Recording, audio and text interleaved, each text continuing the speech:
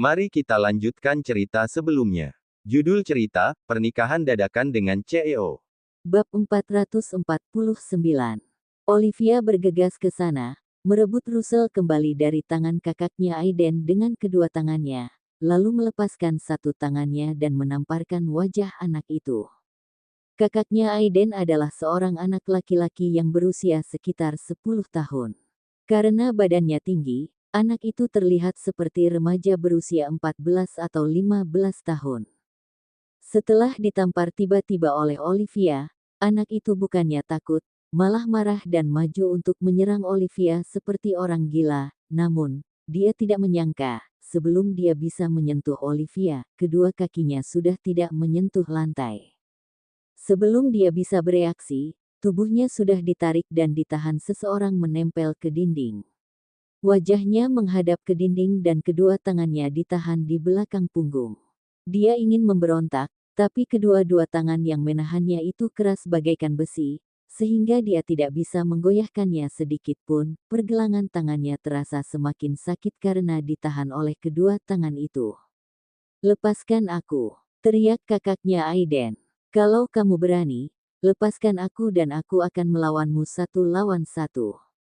Melihat adiknya ditahan seperti itu di depan dinding, kakak perempuan Aiden langsung ingin menolong adiknya tanpa berpikir lagi. Namun, dia terhalang oleh tembok yang terbuat dari manusia.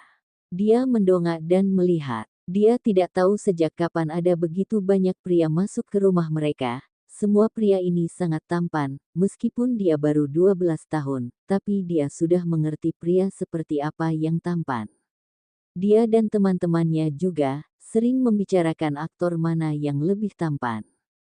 Dia tercengang melihat tembok yang terbuat dari beberapa manusia di depannya itu. Apa mereka semua aktor yang keluar dari TV? Benar-benar tampan. Siapa kalian?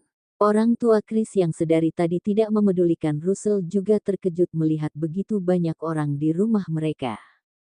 Olivia tidak memedulikan mereka, menunduk dan menatap Russell. Wajah Russell merah dan bengkak karena dipukuli oleh kakak Aiden tadi.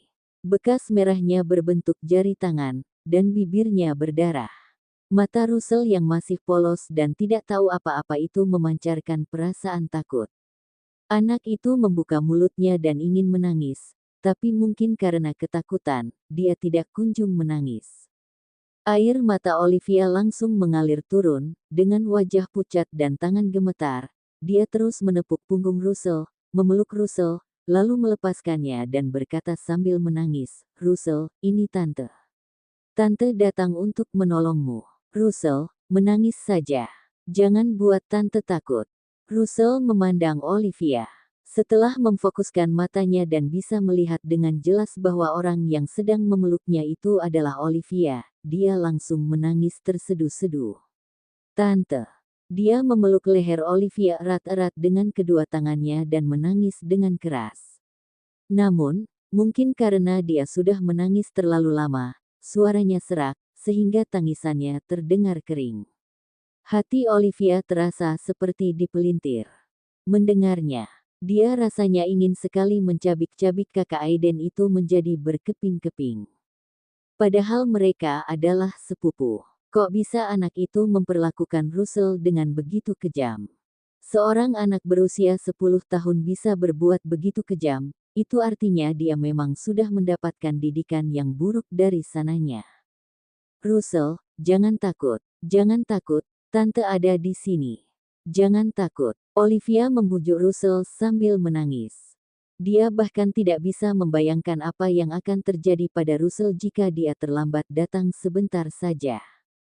Ronnie masih punya muka untuk memperebutkan hak asuh atas Russell dengan kakaknya. Apa dia tidak melihat bagaimana perlakukan orang-orang ini pada anaknya? Russell menangis dan terus menangis, kemudian diam. Saat Olivia melihatnya, anak itu sudah pingsan. Tubuh anak itu jatuh lemas di pelukannya. Olivia sangat ketakutan. "Russell." Olivia mengguncang tubuh kecil Russell. Setelah itu, dia menggendong Russell, berbalik badan dan bergegas keluar dari rumah itu. Bab 450. Kelvin, aku serahkan ini pada kalian. Kalian lihatkan apa yang dia lakukan pada Russell. Balas 2 kali lipat. Stefan membanting kakak Aiden sampai anak itu jatuh ke lantai. Anak itu bahkan belum sempat bangun dari lantai, tapi dia sudah menendang Stefan. Stefan bahkan tidak melihat lagi, langsung menendang balik dan menginjak kaki yang menendangnya itu, sampai anak itu berteriak kesakitan. Kemudian, dia memandangi anak itu dan melirik yang lainnya dengan dingin, lalu segera mengikuti Olivia keluar. Olivia sudah membaringkan Russell di mobil dan hendak menyetir. Olivia, aku saja yang menyetir. Stefan segera menarik Olivia turun dari kursi pengemudi dan membawa wanita itu duduk di kursi belakang. Lalu, dia menyetir. Olivia tidak membantahnya, kembali memeluk Russell yang pingsan entah karena dipukul atau karena ketakutan. Dia berkata pada Stefan, pergi ke rumah sakit terdekat, tanpa perlu diminta. Stefan juga akan mencari rumah sakit terdekat. Dia pun dengan cepat menjalankan mobil. Olivia memeluk Russell dengan erat, meneteskan air mata kesedihan. Russell anak yang seimut mereka tiba di sebuah rumah sakit. Begitu Stefan menghentikan mobilnya, Olivia langsung cepat-cepat keluar dari mobil, dengan Russell di pelukannya. Dokter, dokter. Dia berlari dengan panik, memanggil dokter dan menarik perhatian banyak orang. Para dokter dan perawat terkejut mendengar teriakannya. Dia juga tidak peduli dokter-dokter itu spesialis apa. Dia menghentikan salah satunya dan langsung memohon, "Dok, cepat tolong keponakanku. Dia pingsan setelah dianiaya orang." Dokter itu langsung menggendong Russell dan dengan cepat membawanya ke ruang UGD. Dokter dan perawat Jain juga mengikuti di belakang. Seorang perawat memperingatkan Olivia, kalau anak ini dianiaya, cepat lapor polisi. Setelah mengatakan itu, perawat itu segera pergi. Olivia juga mengikuti mereka. Setelah Russell dibawa masuk ke ruang UGD, dia mengeluarkan ponselnya dan menghubungi nomor polisi sambil menyeka air matanya. Suaranya bergetar saat berbicara. Polisi yang berbicara dengannya berusaha menenangkannya dengan suara lembut, memintanya untuk menenangkan diri dulu sebelum berbicara. Stefan akhirnya datang dan mengambil ponselnya darinya, lalu menjelaskan semuanya pada polisi itu. Stefan. Olivia berbalik badan dan melemparkan dirinya ke dalam pelukan Stefan. Dia menutupi wajahnya dengan kedua tangan dan air matanya tidak bisa berhenti mengalir. Dia sudah lama tidak menangis seperti ini. Setelah kematian orang tua mereka, dia dan kakaknya sudah lama belajar untuk menjadi kuat. Namun, pada saat ini, dia tidak bisa mengendalikan emosinya. Ketika memikirkan wajah Russell yang merah, bengkak, dan berbekas jari karena tamparan, darah menetes dari sudut mulut anak itu, bagaimana anak itu ketakutan sampai tidak berani menangis, dan tubuh anak itu yang melemas dan tidak bertenaga, dia jadi takut. Stefan memeluknya dengan erat. Russell akan baik-baik saja. Stefan menghibur Olivia, juga menghibur dirinya sendiri. Jika sesuatu terjadi pada Russell, aku ingin seluruh keluarga mereka dimakamkan bersamanya. Teriak Olivia. Russell akan baik-baik saja. Biarkan polisi menangani masalah ini. Aku juga sudah memberi tahu Kelvin. Kita akan membalas semua yang mereka lakukan pada Russell. Bagaimana mereka bisa memperlakukan Russell seperti ini? Anak itu masih sepupu Russell. Ronnie memberikan tunjangan hidup kepada orang tuanya setiap bulan. Kata kakakku, setidaknya paling sedikit 10 juta. Semuanya diberikan untuk keluarga Sheila. Bisa dibilang, Ronnie yang menghidupi keluarga kakaknya itu. Lalu, apa kamu lihat bagaimana keponakan pria itu memperlakukan putranya sendiri? Stefan berkata dengan suara rendah, orang tua adalah guru pertama dalam hidup seseorang. Sifat yang dimiliki ipar kakakmu itu akan memengaruhi anak-anaknya, sehingga sifat anak-anaknya menjadi buruk sejak kecil. Bab 451. Tidak lama kemudian, pintu ruang gawat darurat terbuka. Russell didorong keluar. Russell, Olivia dan Stefan cepat-cepat melangkah maju. Olivia dengan cemas bertanya kepada dokter, "Dokter, bagaimana kondisi keponakanku? Wajah anak ini dipukul sampai seperti itu, jaringan lunak di kulitnya terluka. Selain itu, salah satu pahanya juga memar. Apa itu karena ditendang? Ada jejak sepatu di bajunya. Selain itu, nggak ada luka lain. Dia pingsan karena terlalu ketakutan." Perawat sedang mengompres wajah Russell dengan es batu. Siapa yang begitu kejam terhadap anak sekecil itu? Dokter merasa kasihan pada Russell. Anak selucu, wajahnya dipukul sampai merah dan bengkak, bahkan biru. Pelakunya sangat kejam. Bisa-bisanya orang itu berbuat sekejam itu pada anak sekecil ini, benar-benar gila. Kakak sepupunya. Dokter itu terdiam. Ada dendam apa? Kakak sepupu kok begitu kejam pada adik sepupunya? Aku sempat mengambil foto luka-luka di anak ini tadi. Ini fotonya kuberikan pada kalian. Kalian simpan. Nanti waktu polisi datang, kalian jadi punya bukti dan bisa menuntut pelakunya. Olivia mengucapkan terima kasih. Dia segera mengeluarkan ponselnya dan menyimpan nomor WhatsApp dokter tersebut. Setelah itu, dokter tersebut mengirimkan foto luka-luka Russell kepadanya. Lukanya nggak ada yang terlalu parah, tetapi trauma mentalnya lebih serius daripada luka fisiknya. Kalian harus merawat anak ini dengan baik. Dia masih kecil. Asalkan terus ditemani oleh orang dewasa, dia perlahan akan keluar dari traumanya. Olivia mengangguk berulang kali. Terima kasih dokter. Stefan berterima kasih kepada dokter lagi. Dokter menjawab, sama-sama. Lalu, dokter itu pergi. Stefan dan Olivia mengikuti perawat tadi ke kamar pasien. Russell digendong dan dibaringkan di tempat tidur pasien. Perawat itu berkata, dia akan segera siuman. Setelah dia siuman, hiburlah dia. Dia pingsan karena terlalu ketakutan.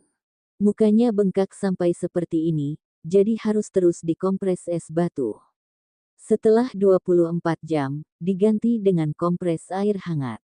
Oke, terima kasih, kata Olivia. Dia duduk di pinggir tempat tidur, menggantikan perawat itu untuk memegang es batu yang digunakan untuk mengompres wajah Russell. Setelah beberapa menit, Russell siuman. Dia ingin menangis saat membuka matanya, tapi tidak jadi menangis saat melihat Olivia. Namun, dia tetap bangkit dan memeluk Olivia. Russell, jangan takut, tante ada di sini. Olivia memeluk anak itu di satu tangan sambil memegang es batu di tangan lainnya. Dia membujuk dengan lembut, Russell, tante akan membantu mengompres wajahmu, agar Russell cepat sembuh. Russell mencengkeram erat baju Olivia dengan kedua tangan kecilnya. Setelah cukup lama dihibur dan dibujuk oleh Olivia, dia akhirnya mengangkat kepalanya dan membiarkan Olivia mengompres wajahnya. Kak Stefan, Kak Olivia, Kelvin dan yang lainnya datang. Bagaimana keadaan Russell? Tanya Kelvin dengan prihatin. Jaringan lunak di wajahnya terluka. Kata dokter harus dikompres es batu dulu, lalu dikompres air panas setelah 24 jam. Satu pahanya juga memar karena ditendang. Yang paling parah adalah, dia trauma dan ketakutan. Luka-luka ini mudah sembuh. Bab 452. Sedangkan trauma mental butuh waktu untuk disembuhkan. Bagaimana bajingan kecil itu? Tanya Stefan dengan suara rendah. Aku nggak memukulnya, tapi aku memaksa ayahnya untuk memukuli anaknya sampai wajahnya bengkak. Mulutnya juga berdarah. Kami juga menghancurkan seisi rumahnya. Mereka masih bilang mau lapor polisi lagi. Aku suruh mereka cepat lapor polisi. Kalau sampai terjadi apa-apa pada Russell, kebetulan sekali polisi bisa langsung membawa anak mereka pergi. Setelah itu, mereka nggak berani berkata-kata lagi. Kelvin pikir, yang memukul Russell juga masih anak-anak. Kalau dia memukul anak itu dan keluarga Renaldi menuntutnya, jadinya tidak enak. Untung saja, mereka datang beramai-ramai. Demi melindungi diri, Chris langsung turun tangan dan memberi pelajaran pada putra tertuanya, menamparkan anaknya sampai kedua pipinya merah dan bengkak, serta mulutnya berdarah. Chris memukul anaknya juga dengan kacam. Dia tidak hanya memukul anaknya sampai wajah anaknya bengkak, tapi juga memukul anak itu menggunakan tali pinggang. Dia menyalahkan putranya karena dilihat Olivia dan yang lainnya saat memukul Russell, sehingga seisi rumah mereka dihancurkan. Kerugian mereka sangat besar kalau terjadi apa-apa pada Russell. Chris sendiri juga takut. Dia tidak menyangka akan terjadi hal seperti ini. Dia tidak akan bisa menjelaskannya pada Ronnie dan ibu mertuanya nanti. Makanya, karena kesal, dia memukul putranya dengan kejam. Kedua orang tuanya menangis dan berteriak, bilang bahwa putranya itu juga masih anak-anak.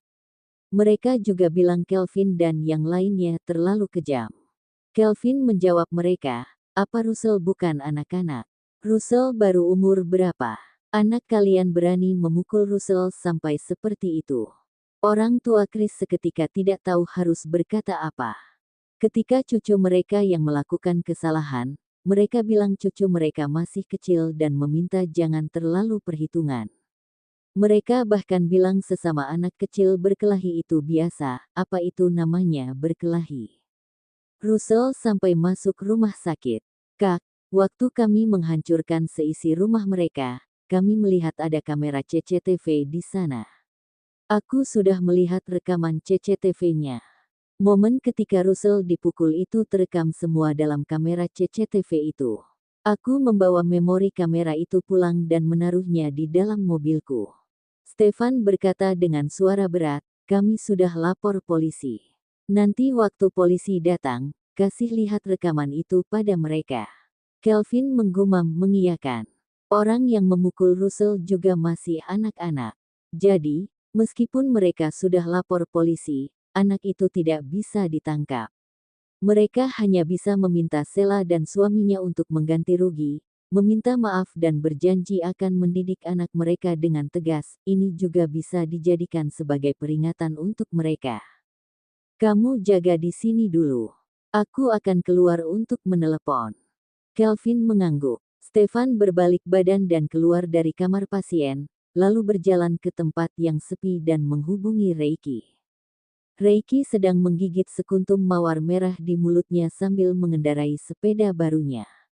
Begitu sampai di Havana Coffee House, dia mendapat telepon dari Stefan. Dia mengira sahabatnya itu peduli pada kencan butanya. Jadi, setelah memarkir sepedanya, dia turun dari sepeda, menahan sepedanya dengan kaki, mengambil bunga mawar dari mulutnya dengan satu tangan, lalu mengangkat telepon teman sekaligus bosnya itu dengan tangan satu lagi. Dia mengira Stefan mungkin mau menanyakan tentang bukti Ronnie mentransfer asetnya ke tempat lain. Jadi, begitu mengangkat telepon tersebut, dia langsung berkata, "Stefan, tunggu aku selesai kencan, aku akan merapikan semua buktinya dan mencetaknya, lalu mengantarkannya untukmu. Belum diperlukan hari ini, kan? Ini akhir pekan. Kantor pengadilan negeri tidak buka. Bukti itu nanti saja baru diantar, gak masalah. Aku ingin minta bantuanmu untuk mencari tahu tentang pekerjaan kakak dan kakak iparnya Ronnie. Beri tekanan pada Willen Electro, lalu beritahu bos mereka, kalau mereka mau perusahaan mereka selamat, pecat Ronnie dan wanita bernama Yeni itu. Lalu, sebarkan beritanya, kalau ada perusahaan yang berani merekrut Ronnie dan wanita itu, mereka akan dimusuhi oleh Aditama Group. Selain itu, mau dengan cara apapun, buat kakak dan kakak ipar Ronnie kehilangan pekerjaannya." Stefan awalnya mau menunggu sampai Ronnie dan kakak iparnya bercerai dulu baru turun tangan untuk menghukum Ronnie, agar pria itu kehilangan segalanya. Namun, Russell direbut dan ditindas. Dia tidak ingin menunggu lagi. Kalaupun dia harus mengungkapkan identitas aslinya nanti, dia tetap harus membuat keluarga pamungkas kehilangan segalanya. Mereka berani menyentuh keponakannya. Itu namanya cari mati. Kalau mereka tidak tahu bagaimana rasanya mati, dia akan memperlihatkannya pada mereka langsung. Bab 453. Reiki langsung tahu sesuatu yang besar telah terjadi. Stefan terdengar seperti sedang menggertakkan giginya saat berbicara. Temannya itu terdengar sangat murka. Keluarga Pamungkas merebut Russell dan membawanya pergi. Waktu kami menemukan anak itu, keponakan Roni sedang memukulnya dengan kasar. Russell ada di rumah sakit sekarang. Wajahnya bengkak dan jaringan lunak kulitnya terluka. Dia juga trauma dan ketakutan. Reiki memaki, sialan. Kenapa di dunia ini bisa ada orang-orang seperti keluarga Pamungkas, sih? Mereka benar-benar buat malu kita yang berasal satu negara dengan mereka. Bagaimana keadaan Russell sekarang? Tanya Reiki dengan peduli. Luka di tubuhnya akan sembuh dalam beberapa hari, tapi trauma mentalnya butuh waktu yang lama untuk disembuhkan. Apa kalian sudah memberi pelajaran pada anak yang memukul Russell itu? Apa aku harus membawa orang untuk menghajar mereka? Bisa-bisanya menyerang anak sekecil Russell. Nggak berhati nurani. Stefan terdiam, lalu berkata, anak umur 10 tahun yang memukulnya.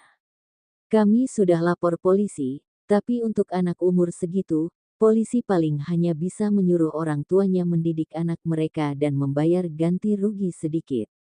Anak itu nggak bisa dipenjara. Tapi, kami sudah menyuruh ayah anak itu untuk memberi pelajaran pada anaknya sendiri. Anak itu juga dipukul sampai mukanya bengkak. Kalau Chris yang memukul anak itu namanya seorang ayah mendidik anaknya sendiri, jadi tidak ada hubungannya dengan mereka. Apa aku boleh ngomong jorok? Sialan. Anak umur 10 tahun saja bisa sekejam itu. Nanti kalau sudah dewasa, anak itu pasti bisa dengan mudah melakukan sesuatu yang membuat dirinya ditangkap dan dipenjara. Stefan, jangan khawatir. Aku akan mencari tahu dan menyelesaikan semuanya. Aku akan menyuruh orang untuk mengurusnya sekarang, aku jamin mereka akan kehilangan segalanya. Stefan berkata dengan nada sedikit meminta maaf, kuharap apa nggak memengaruhi moodmu yang mau berkencan. Junia adalah sahabatnya istrimu. Kalau kesan pertamanya buruk hari ini, kami masih punya banyak waktu untuk bertemu lagi ke depannya. Kalau berjodoh, kami mungkin akan bisa bersama. Kalau nggak berjodoh, nggak ada gunanya kami dijodoh-jodohkan. Meskipun Reisi sangat peduli pada kencannya dengan Junia hari ini, tapi dia juga orangnya sangat realistis.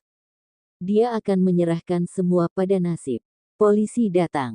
Aku kembali ke kamar pasien dulu. Oke. Kalau kalian butuh aku, cepat hubungi aku. Aku ini orangnya nggak bisa melihat orang lemah ditindas. Suasana hati Stefan sedang sangat buruk saat ini. Mendengar perkataan temannya itu, dia tersenyum dan berkata, bukannya kamu seperti ini karena nggak mau ketinggalan gosip. Reiki berkata, bisa-bisanya kamu membongkar tujuanku yang sebenarnya. Pergilah kencan dulu. Stefan menutup teleponnya. Reiki tidak langsung masuk ke Havana Coffee House. Dia menghubungi sepupunya, Bram Ardaba, terlebih dahulu dan meminta tolong pada sepupunya itu. Dia harus mencari tahu yang jelas apa pekerjaan semua orang di keluarga Pamungkas, serta penghasilan mereka. Setelah itu, dia akan memutuskan semua sumber penghasilan itu, supaya mereka bisa kehilangan segalanya. Selain itu, kalau mereka mau menekan Wilen Elektro, itu akan berhubungan pada strategi bisnis internal Aditama Group. Jadi, dia tidak mengatakannya pada sepupunya itu. Bram sudah terbiasa dimintai bantuan oleh Reiki. Dia juga jadi bisa mengetahui banyak tentang kehidupan pribadi Stefan dengan membantu sepupunya itu. Sebenarnya bagus juga. Bagaimanapun juga, tidak semua orang bisa tahu tentang kehidupan pribadi Stefan. Setelah meminta bantuan pada sepupunya, Reiki memerintahkan anak buahnya untuk menekan segala rencana dan pergerakan Wilen Elektro. Setelah mengatur semuanya, dia pun menggigit sekuntum mawar tadi dan masuk ke kafe tersebut. Junia datang lebih cepat darinya, sudah duduk di sebuah meja di dekat jendela. Junia melihat Reiki mengangkat telepon tadi, dan tentu saja melihat pria itu datang sambil menggigit mawarnya. Junia sampai berpikir dalam hati, apa pria itu sio anjing? Bawa mawar digigit di mulut. Ketika Reiki masuk, Junia langsung berdiri dan melambai padanya. Melihat wanita itu melambai padanya, Reiki berpikir, aduh, ternyata aku terlambat. Dia segera berjalan menghampiri wanita itu sambil membawa bunga mawarnya. Bab 454. Junia tidak memakai riasan wajah sedikit pun. Dia juga tidak sengaja memakai pakaian yang cantik, sehingga penampilannya sama sekali tidak berbeda dengan biasanya. Bukan, dia biasanya masih akan merias wajahnya sedikit, sedangkan sekarang wajahnya benar-benar tidak memakai make up sedikit pun. Bu Junia, maaf membuatmu menunggu lama. Junia tersenyum dan berkata, aku nggak menunggu lama, kok. Pak Reiki, silakan duduk. Reiki duduk di seberang Junia, lalu memberikan sekuntum mawar merah tadi pada wanita itu. Namun, Junia tidak mengambilnya. Pak Reiki membawanya memakai mulut. Junia tidak melanjutkan perkataannya. Reiki berkata, lain kali aku akan membeli 1 kuntum lagi untukmu, dan aku akan memegangnya menggunakan tangan, nggak akan menggunakan mulut lagi. Mulutmu sebesar itu, ya, bisa menggigit 1 kuntum bunga. Reiki berkata, nggak bisa. Dia pun membuat mawar yang dia gigit pakai mulut tadi ke tempat sampah yang berada di bawah meja. Melihat Junia sudah memesan kopi, dia pun memanggil pelayan dan memesan secangkir kopi juga. Ketika pelayan mengantar kopinya, pelayan itu melihatnya dengan cukup lama. Dia tersenyum pada pelayan itu dan berkata, aku sedang kencan buta. Wajah pelayan itu langsung merah. Pelayan itu ingin mengatakan sesuatu, mungkin karena mengingat pesan atasannya. Pelayan itu pun berkata dengan malu, aku nggak bermaksud apa-apa. Pelayan itu hanya ingin memastikan bahwa pria ini adalah Pak Reiki. Lalu, pelayan itu pun buru-buru pergi. Reiki memegang wajahnya dan berkata, orang tuaku memberiku wajah setampan ini, jadinya cukup merepotkan juga. Junia terkekeh dan berkata, Pak Reiki memang sangat tampan. Salah satu pria tertampan yang pernah aku temui. Selain aku, siapa yang lebih tampan dariku? Rekan kerjamu, dong, Stefan. Reiki langsung berkata dengan pahit, jangan bandingkan aku dengan dia. Itu terlalu menyakitkan. Bu Junia, jangan bilang kamu suka pada rekan kerjaku itu. Junia hampir saja memuntahkan kopinya. Dia terbatuk beberapa kali, lalu buru-buru berkata, Pak Reiki, aku sama sekali nggak suka pada rekan kerjamu itu, dia itu suaminya sahabatku. Aku nggak mungkin menyukai suami sahabatku sendiri. Lagi pula, rekanmu itu orangnya dingin sekali, bukan tipeku. Dia tidak memiliki kesabaran seperti Olivia, yang bisa hidup rukun dengan Stefan. Selain itu, Olivia bahkan pernah bilang bahwa Stefan itu dinginnya sampai tidak bisa ditolong lagi.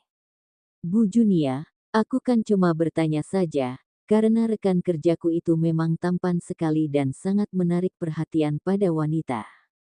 Kalau dia nggak bersikap angkuh dan dingin, wanita yang mendekatinya bakal banyak sekali.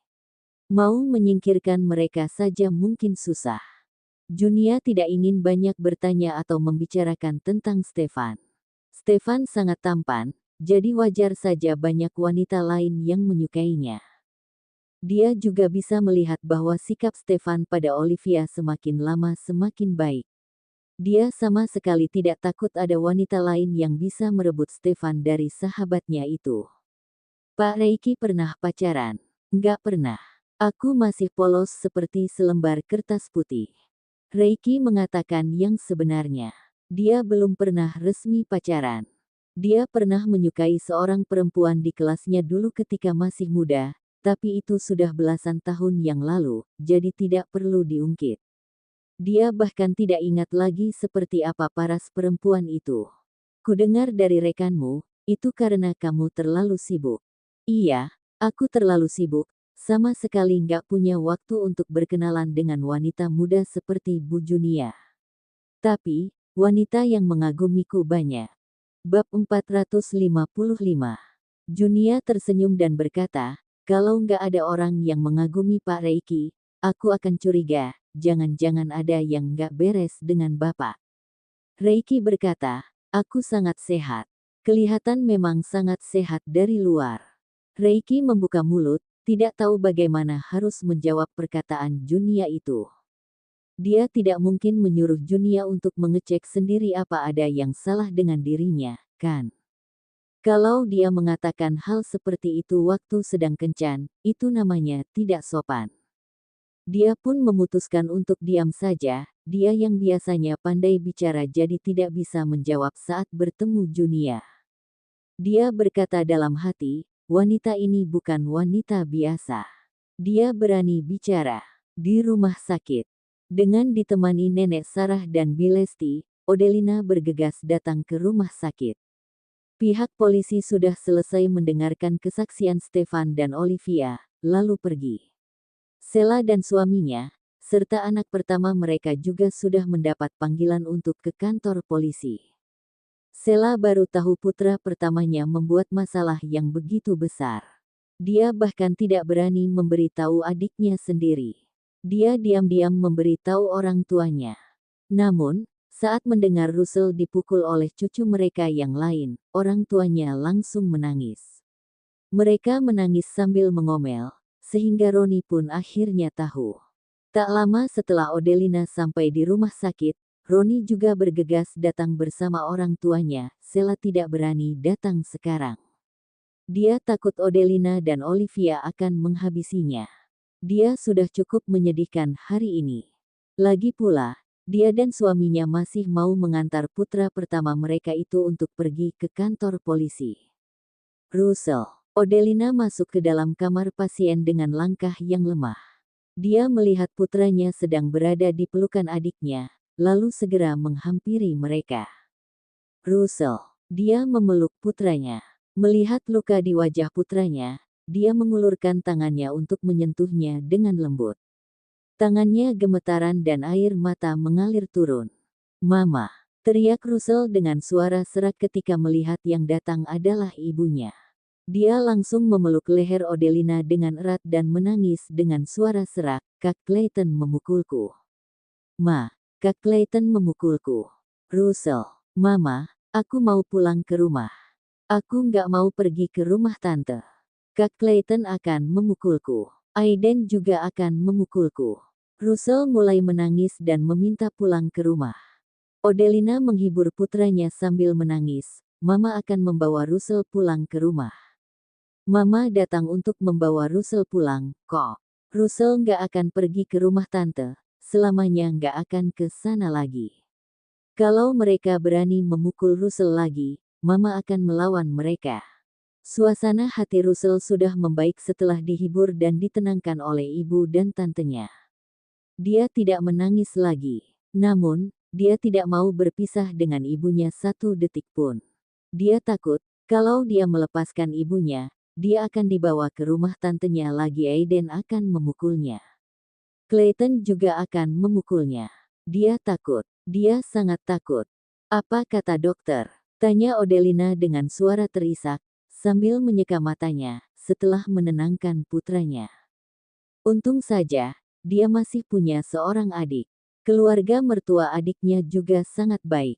Kalau tidak, dia tidak akan tahu harus bagaimana. Hanya wajah dan salah satu pahanya yang terluka. Luka di wajahnya sudah dikompres es batu, jadi bengkaknya akan hilang. Pahanya memar, harus terus diberi obat, memarnya juga akan sembuh dalam beberapa hari. Yang paling kasihan adalah, Russell trauma dan ketakutan sekali. Clayton jahat sekali, Russell itu adik sepupunya, tapi dia tega memukul Russell sekejam itu. Cerita bersambung.